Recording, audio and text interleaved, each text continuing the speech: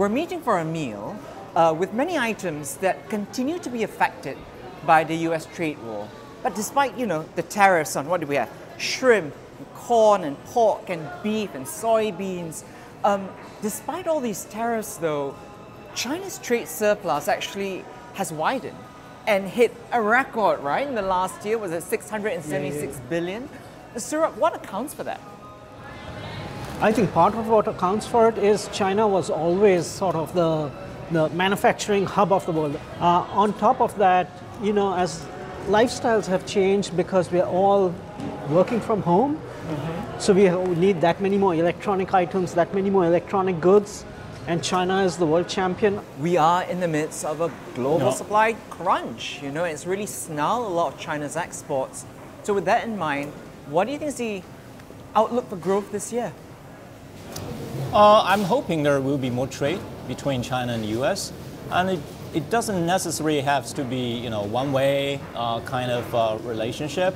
Even if the trade surplus, right, on the China side seems to be increasing, but if you think about it, the US companies are doing a lot of business domestically in China because a lot of consumption happening in China, in the country right now.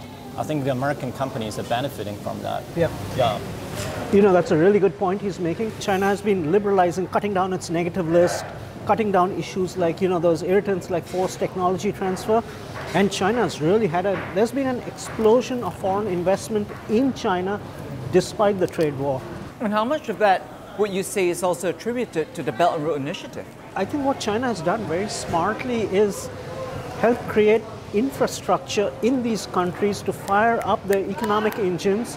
And now that China is such a big economy, a lot of those countries are now even exporting some of their products which have been manufactured based on the infrastructure that China has built out there to China.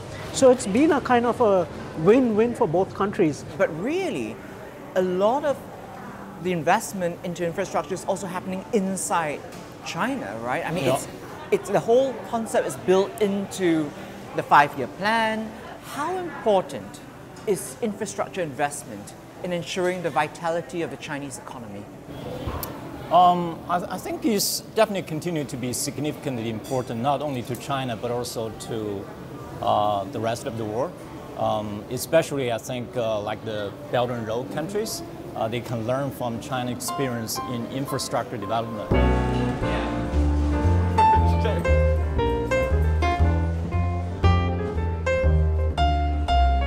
The misconception in this country has been that the private sector will do what needs to be done if it sees that there's sufficient profit to be done. But infrastructure projects have really long gestation periods.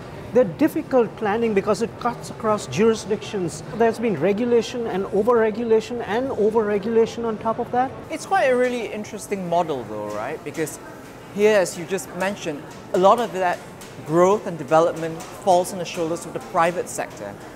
Whereas for China, it's really, they see it as a role of the government. I do think China's system is probably more efficient for infrastructure investment and development because any infrastructure investment and development requires long-term thinking and planning. They need continuity. Private sector cannot look long-term with those sort of horizons which the state can, and we see that particularly in the green sector, which has become a commercial opportunity. And you see so much of the green industrial base now in terms of large capacity batteries, etc., etc. It's all in China because the state went out early, provided the subsidies. There are many steps along the way.